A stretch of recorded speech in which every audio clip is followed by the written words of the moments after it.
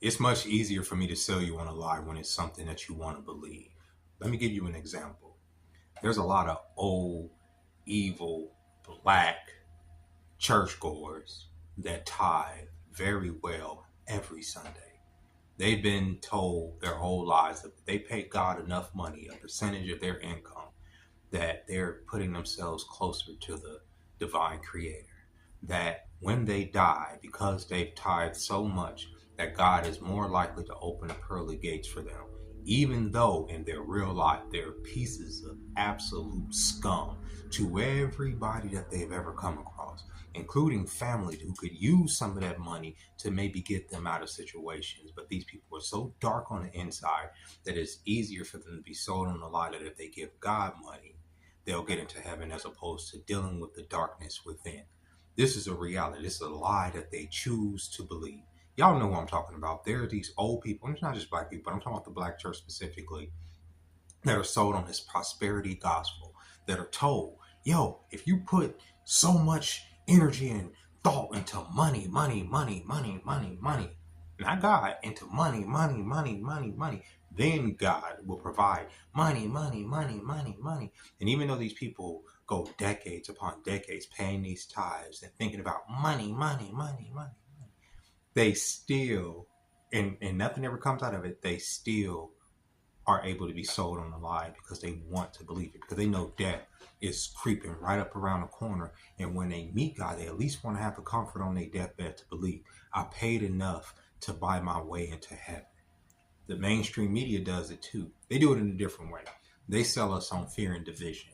They'll tell us that the white man is going to come marching down the street any moment now and put us back in chains, so we better beware. They'll tell the white man that the YNs are taking over all these urban environments and they're going to come into your suburban neighborhoods and take your daughters into the night, right? And they believe this type of rhetoric because they're latent fears that exist within their soul, and the media uses that to sell them on lies and division, because lies and division and salacious stories sell. They'll tell us as a nation that someone way over there in bumfuck Egypt, who we've never seen, who we don't even know what the name of their country, their language is, has a hatred for us because we enjoy freedoms here that they envy, right? And they'll tell us that they're gonna bomb some, they may bomb a popular venue or a bus terminal or something, and they'll keep us in fear so we go at each other's throats, even though it's a complete lie, even though it's something that there's no proof behind. There's a lot of people amongst us that want to believe it. When they want to sell us on this fear porn, a lot of us want to believe that the world's going to end with us, that we're not going to die alone, that the rest of the world is going to die with us. So it's very easy for them to tell us that doom and gloom is right around the corner. They sell us on division. And one of the biggest things they sell in the media is this that the black man, that us black men are monsters, that we're deadbeats, that we are these creatures in society that are bringing down women, because we will not let go of misogynoir. We will not let go of this toxic masculinity that keep most of us, honestly, going from day to day. You hear it all the time. There was a conversation just a couple months ago about how black men were under enrolled in college and not receiving as many degrees as their contemporaries, the black woman. But what they failed to mention is that this applies to all races. Most races, women are getting degrees above men. But the conversation focused on black men, not in order to improve the numbers of college registration, but to demean us, to make us feel less than, in especially due to the fact that the think piece was being had heavily by our contemporaries, the black woman. They were telling us that we wasn't intellectually on the level of where we should be because we're under enrolled in college. Not to Even though they failed to mention that by status, most black men in this country make more money than black women. It's the truth. But they say we don't want to let go of the misogynoir. It's a whole thing that they sell y'all on. It goes all the way back to Jim Crow, right after emancipation, when they wanted to sell people on the idea that the black man was this monkey man that was going to break into the white man's house and steal their daughters in the night. So you have to demonize us, right? And that practice still goes on to this day. Oprah, Sally Jesse Raphael, freaking Ricky Lake. They made a fortune in the late 80s and 90s displaying these trash ass black men as the scourge of the earth, and how most black men didn't want to be in their children's life, right? This is what they sold the country.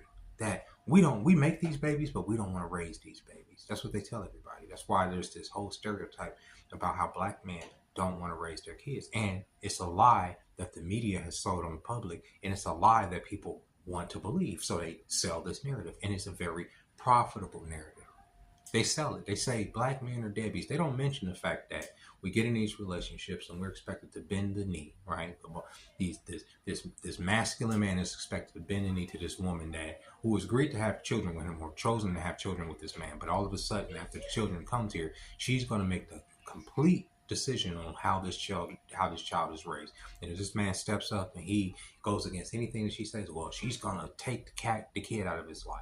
And when she does, he's going to be demonized because she took the kid out of his life or found something better. But of course, she didn't settle with her baby daddy. Even though she laid down with this man and created this kid, she won't listen to any of his guidance on how to raise it. Okay, great. She's the mother. She was the canal for which this kid sailed into this world. And here he is. So she gets the final say on how this kid is raised, right? And if this man steps up and says anything in this society, then the state is going to back her up and cutting that man's balls off and sending him on his way. And guess who is going to raise that kid? The state and that woman. And what do you get? You get these effeminate ass men. You get this culture of effeminate ass men and women constantly complaining, oh, why are there no real men? Because most men are raised by women. Most men are raised in West are raised by women. Their mothers, the teachers, right? And men are ostracized and thrown to the wind because of toxic masculinity. You know what toxic masculinity does? You know what masculinity does? It teaches young men especially how to be subservient. It teaches young women how to be subservient in a healthy way to a dominant presence. The reason that there are so many young black boys that crash out is because they don't know how to submit to a dominant presence. And when a dominant presence is around, it's like hitting a brick wall. That's why so many young women don't want to submit. That's why the word submission is such a dirty word, even though we all of us, every last one of us submit to somebody. When we go out here and make money, when we do a job, when we sell a product, we are submitting to somebody. But to submit to the family, to submit to the father, to submit to the mother, to submit to the wife or the husband, right? As a unit, not because, oh, the woman is the dominant part of the thing and happy wife, happy life nonsense. No, because that's a unit as family. You know, we honor God. This God, the unity is God, right? No, individuality. You were better off on your own. Don't settle. Da da da da da da. But then at the end of the day, the man ends up being what? The deadbeat. And they push this narrative. Why? Because there's a lot of women that want to buy it. They sell this lie because there's a lot of women that want to buy it. Not because there's this just in the West, all these men don't want to raise their kids. No, the state is set up so that they can sell a product to these women. And what is the product? The state itself. We're going to take care of you as long as you get rid of that nigga. The nigga's not going to be as consistent as us. We're going to put you on housing. We're going to put you on Section 8. We're going to give you some food stamps. We're going to make sure your kids eat every month. You don't have to worry about us ever going away, as opposed to that nigga. He can lose his job. And then what? Then both of y'all have to come to the state. And God forbid, both of y'all have to come to the state, because if both of y'all have to come to the state, we're going to put that nigga on child support. Right? That's what they do. That's how the system is literally set up. And then it goes 18 years of this nigga trying to struggle to keep up with the what the state is taking from him, and he can't get a license. I'm talking about a nigga can't get a license, can't travel from state to state, even though supposedly that goes against the Constitution. Oh, whatever. Don't have the lawyers, can't pay for it, so you can't see your kids, and then you fall further and further behind in that relationship. The kids don't want to talk to you, and then everything that their mother said about, oh, he didn't care about you, he was a deadbeat, it rings true, because you haven't been able to put money directly in your pocket, because the state's been robbing you blind. It's a system set up to fuck you up. It's a system set up to fuck up the family. But nobody wants to actually have the real conversation about the fact that women choose state over men. Women allow the state to sell the state, the media, the lies to sell them on this victimhood bullshit, and then wonder why society is the way it is. I know y'all seen this DDG story. This boy, he's a streamer, young man. I don't necessarily like his content because he's a flexer. He's one of these kids, to me, he's always talking about his money and this and that, but that's what he does. I mean, I say kid, he's a grown man. He was in a relationship with this girl, Haley Bailey, this movie star from The Little Mermaid, and they had a kid. His name was Halo. Well, apparently, they broke up or whatever, and there was been some public back and forth between them as far as custody of the child. She would take the child one place, he'll show up to try to get the kid because he haven't seen the kid in a minute. And if you're a first time parent and you young and y'all break up, it's very trying because you still want to bond with your kid, especially as a man. I get it. But she's moving the kid here and there. But then, he would have the kid on the stream. And from what I've seen, because I've seen clips, I've seen him with his son. He adores this little boy. He loves his son to death. I can tell in that man's eyes that he will put his life down the line for his little boy. That he has more love for his son than he does himself. But in today's news, Haley Bailey is saying that he's abusive. And she's gone out and get a restraining order to make it so that he can't even come and get the kid. Now, if y'all are going through whatever y'all are going through, right? If he's not abusing the kid, right? Because I don't know what's going on. I know I've seen a video of her talking about her so-called chip tooth that he chipped.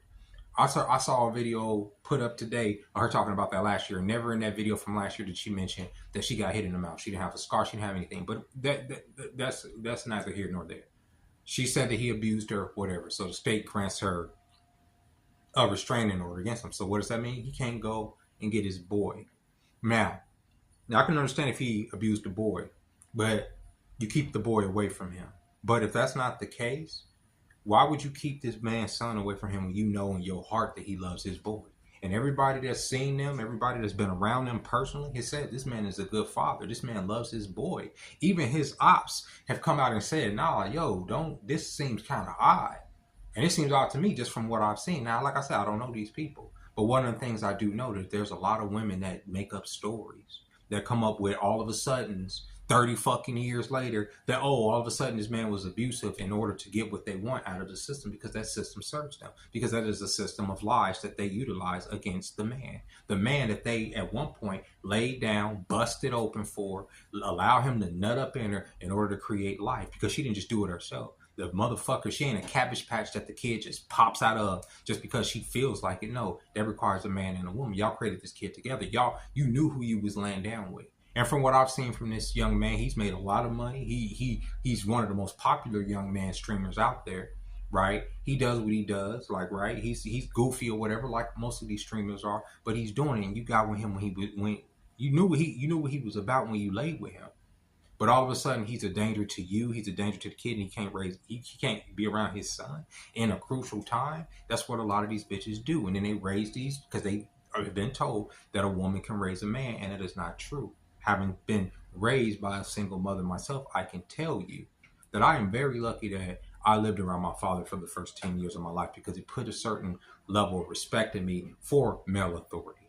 But I can tell you that becoming a man wasn't something that my mom prepared me for. It is something that either circumstance or your father can try to ease you as best he can do or guide you the best he can to. But it's experience and it's your father that raises men, not women. Women can't teach a man how to be a man because there are things that men have to face and men have to go through that a woman can't tell you. Your mom's going to always just coddle you. My mom coddled me. My mom put things in me to make me feel good. That's where all this toy shit come from. Where do you think this comes from? It comes from my mom. My mom spoiled the hell out of me. I was a spoiled kid, even poor. Even in the times we were homeless, my mom still spoiled me. You understand what I'm saying? I'm not saying that I don't adore that, but there's things that I had to learn the hard way in manhood that would have been put in me as a father that he just wouldn't have been tolerated if I was around my dad. It's just the truth. There are things that my dad would have prepared me for. There are things, like for instance, I'll give you a perfect example. I see all these young people, especially young men, complaining right now, life shouldn't be about work. I shouldn't have to go to work in order to just live in the world. I agree that you shouldn't have to pay all this shit and all this dumb system shit and rent and all how they inflate stuff. I agree with that. That's crazy. That's dumb. This system is nasty work. But even if this system didn't exist, you still have to work. Who's gonna fucking grow the wheat? Who's gonna fucking cultivate the wheat, right? Who's gonna hunt the animals? Who's gonna keep up the upkeep of society. Somebody has to do it. Work has to be done. Somebody has to get up and go to work, right? Like you said, and say nobody should work. We shouldn't have to go and work 8 hours a day, but people go to work in order for things to function. Even at the bottom rugs of society, like, like they try to say us service workers are, y'all get up and go to restaurants. We have to be there. And we don't want to always be there, but we're there to serve you.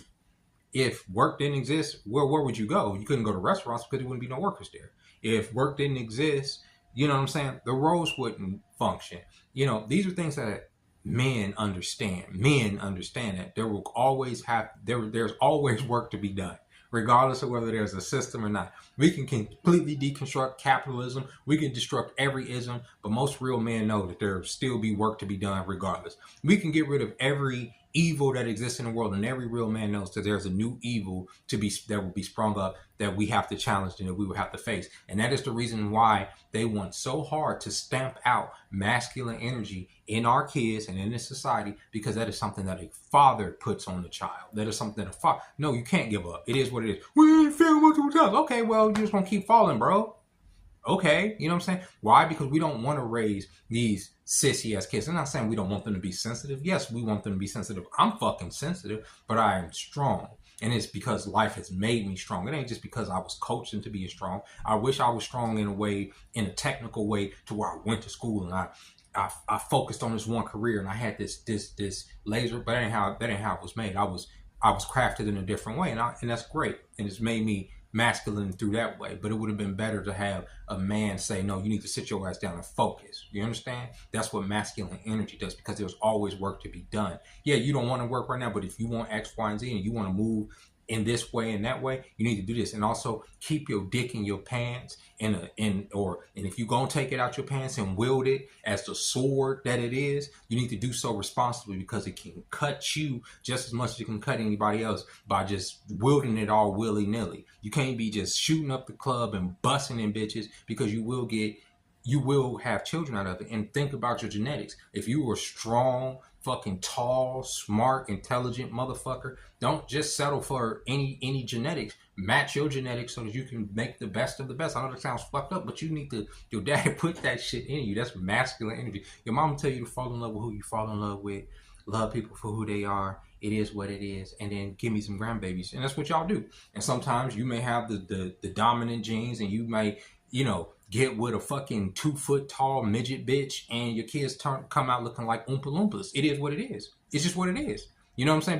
Because you didn't have that masculine energy in you to guide you and say, you worth this, you come from this, put your seed in this, and this is what you will get out of it. You know what I'm saying? And invest in yourself, invest in your school, and invest in your craft. Learn something. This is masculine energy. That, not saying that women can't teach it, but it's something that is railroaded from fathers. And so many women take their kids out of their father's life because they have been sold the lie that they can raise men. You can't. I'm telling you firsthand, you can't. They're going to be in for a rude awakening, because they're going to have to compete with men that were raised by fucking men. And they're going to be like, oh shit. And when they get into that world, it's a little bit different. Everybody's a little bit faster. Everybody's a little bit stronger. Everybody seems a little bit more prepared, because they had their daddy there to be like, buck up, bucko, right? Focus. And speaking of daddies, you seen Tory Lanez, right? Tory Lanez, his dad came out when he was going through his trial. Tory Lanez got stabbed 14 times last week. And I can only feel for his father, because I can only imagine my son feeling like my son is wrongfully in prison, getting stabbed up 14 times, and just what he got to be going through as a father. But the bodyguard that was in the car, so it was 4 people in the car the night Meg Thee Stallion got shot, allegedly. There was the bodyguard, there was Tory Lanez, there was Kelsey's bodyguard, there was Kelsey, there was Tory Lanez, and there was Meg Thee Stallion. Kelsey's bodyguard has come out and said, there was a press conference today and all this other stuff. Kelsey's bodyguard has come out and said that, yo, Kelsey shot Meg, right? Which makes sense to a lot of people, because we always wonder, why did Meg and Kelsey stop being friends? If Tory got off the car and shot Meg, would have brought them closer together? I mean, honestly, imagine. If I seen one of my friends, if a bitch jumped out of the car and shot my friend in the foot, it's not going to drive us apart. It's going to drive us closer together. Even if we were both sleeping with the bitch, it's like, damn, that bitch shot you. We closer together now. No, they drove them apart. Why? I never understood that part of it, right? Then you got something about gun powder residue and who was tested and who was not. A lot of stuff that just didn't go. Supposedly, Kelsey shot Meg, which makes a lot of sense to me. It makes a lot of sense to a lot of people. This is alleged because she asked for immunity before she even testified so she wouldn't be prosecuted. But if you're just a witness in a car, why would you need immunity? If you're a witness to watching your friend get shot, why would you need immunity? A lot of that story just didn't make sense to a lot of us with sense. It just didn't make sense. So I said, okay, it is what it is. They sent this man to prison. He's been in there. But like I said, the bodyguard feels guilty now that this man got stabbed up 14 times. And he wants to come out with the truth. He wants to be a whistleblower now.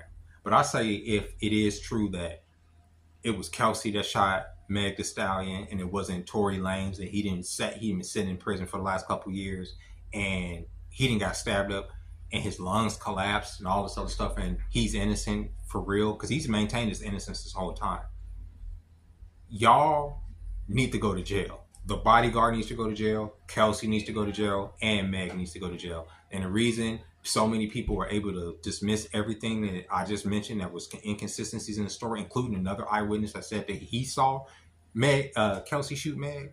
The reason that so many people were able to believe the lie goes to exactly what I said, because they want to believe that the black man, this little leprechaun black man, came here from Canada on a mission to shoot this black woman. They want to believe that. When you go in the comments of a lot of these videos, they want to believe so bad that black men are monsters. And these are black women that want to believe that. That's why when we talk about the whole, oh, would you rather be in the woods with a black man or a bear? These women come out here with their whole chest and say they'd rather be in the fucking woods with a bear. It is what it is. It's because they want to equate us as animals. But then at the same time, they want us to elevate them to a stature of godhood. They want us to say that they're goddesses and that we need to bend the knee. And no, that's crazy. That ain't how the order of things work. And that's why our culture is the way it is. That's why you have so many men that are so quick to just throw their bodies in front of these women who wouldn't fucking piss on them to put out a fire. Because they've been conditioned that their mother is God. Not that God is God. Not that the structure of God, father, mother, child is what will keep a family together. But no, it's mother, then fucking child, then God, then man, all the way here at the bottom in the dirt somewhere. And that's why we are where we are. And that inverted shit is sold to you in courtesy, not just by the CIA and the Mossad, but by the devil and Lucifer and all of the evil things that make the world the way that it is. You wonder why so many men are not approaching women now? It's because there's not a masculine man out there. They don't want to bring in this demonic energy that's going to just suck them dry and not come in there to offer them something, right? And y'all say, well, what do you mean suck them dry? Suck them dry. Pay for the date, right? And, which is not a big deal. I don't mind taking somebody out. If I want to go out, I don't mind taking somebody out. But it drains my bank account. Sex, right? I don't mind having sex. Of course, I want to get a nut off. But what is it? It drains my balls. It drains my life energy, right? All these things drain my creativity, drain my life essence in order to just be next to a woman. And what is she putting back, right? Criticism, right? The possibility that she can just lie about some shit, an argument or a disagreement that we had, or misconstrue a text, thread into being something that it wasn't, in order to demonize me later on, years down the line, in order to profit or to make money off herself. Kind of like Diddy's bride, Cassie. And y'all know, I'm victim blaming when it comes to her, just simply because y'all saw him abusing her in the goddamn hallway. But I'm telling you that woman was complicit in a lot of the shit that man was doing. And he isn't the only one that should be on trial. She was complicit in the lifestyle. She was complicit in the trafficking. She was complicit in him taking advantage of young people. She was complicit in him victimizing people, allegedly. All the things that he's on trial for, allegedly. She was right there with him, being a part of it, all the way up into it. But then y'all want to sit there and spin the narrative that she's this big victim, because y'all want to believe that y'all can get with this bad boy, whether y'all are able to change him, divorce him, or whatever, extract all the resources from him, move on to do whatever evil that is required of you to be next to him, and then wash your hands of it and move on to the next, ride off into the sunset with the money that y'all made and that he made. Okay, that he made. That's why you were with him in the first place. That he made, and then throw him under the fucking jail. she needs to be sitting up there with him. I'm sorry. Because 9 times out of 10, when you look at these creeps, when you look at these weirdos that are into all of this weirdo shit, and you look at their computers and their brides, when these motherfuckers be having these sex dungeons and these orgies and stuff, they wife is right along with it. When they be taking these kids off the street, they wife is like right there along with it. And Diddy and Cassie was no different. Like I said, but she was okay with it because there was millions of dollars backing them. But when she saw that the feds were circling, she knew it was her time to get out and fucking sue that nigga for abuse and all this other stuff. You think that's the first time that nigga's been abusing her? Hell no. And when you listen to some of the goddamn stories, some of the sex perversion that she was a part of, you can't tell me that she wasn't a fucking weirdo too. But y'all want to believe the lie because it's easier to sell a lie. It's easier to sell the most salacious shit. And then years later come up like, oh, you know what? I realized that this person was probably innocent. But the lie felt good at the time. And it made a lot of people a lot of money. And with that being said, ladies and gentlemen, I'll catch y'all next time. Bye-bye.